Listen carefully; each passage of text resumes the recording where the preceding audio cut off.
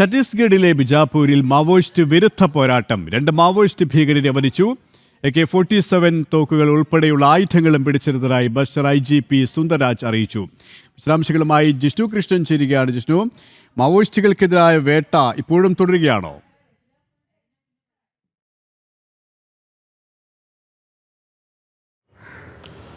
KP Maoist വിരുദ്ധ പോരാട്ടം സുരക്ഷാ സേന ശക്തമാക്കുകയാണ്. പ്രത്യേകിച്ച് ഛത്തീസ്ഗഡിൽ നേരത്തെ മാവോയിസ്റ്റ് സാന്നിധ്യം റിപ്പോർട്ട് ചെയ്ത മേഖലകളിലെല്ലാം തന്നെ കൃത്യമായിട്ടുള്ള നിരീക്ഷണം നിലവിൽ നടത്തിവരുന്നു. അത്തരത്തിൽ ഇന്റലിജൻസ് റിപ്പോർട്ടിന്റെ അടിസ്ഥാനത്തിലായിരുന്നു ഇന്ന് പുലർച്ചെ മുതൽ ഛത്തീസ്ഗഡിൽ ബീജാപൂർ വനമേഖലയിൽ സുരക്ഷാ സേന പരിശോധന നടത്തിയത്. അതിനിടയിൽ വെടിവെപ്പുണ്ടാവുകയും ഏറ്റുമുട്ടലിൽ 2 മാവോയിസ്റ്റ് ഭീകരരെ ഇതിനോടകം സുരക്ഷാ സേന വധിച്ചിട്ടുണ്ട്. ബസ്തർ IGP സുന്ദർരാജ് നൽകുന്ന വിവരപ്രകാരം 2 ഭീകരരെ വധിച്ചു.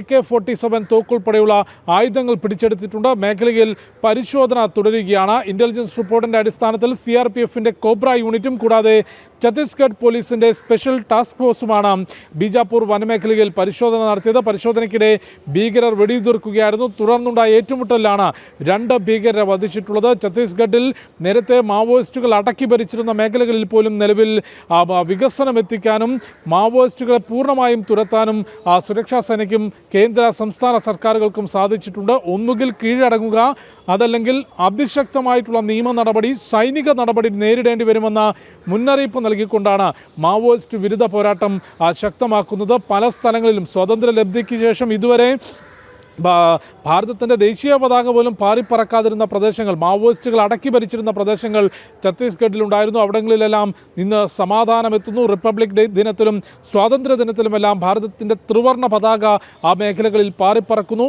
ഈ വർഷം മാർച്ചോടുകൂടി രാജ്യത്തു നിന്ന് തന്നെ മാവോയിസ്റ്റ് ഭീകരവാദം പൂർണ്ണമായും തുടച്ചു നീക്കുമെന്ന പ്രഖ്യാപനവും കേന്ദ്ര ആഭ്യന്തരമന്ത്രി അമിത്ഷാ നടത്തിയിരുന്നു. അതിനനുസൃതമായി സുരക്ഷാ സേന മാവോയിസ്റ്റ് വിരുദ്ധ പോരാട്ടം ശക്തമാക്കുകയാണ്. അതിന്റെ ഭാഗമായി ബീജാപൂരിലുണ്ടായ ഏറ്റുമുട്ടലിലാണ് 2 ഭീകരരെ വധിച്ചത്.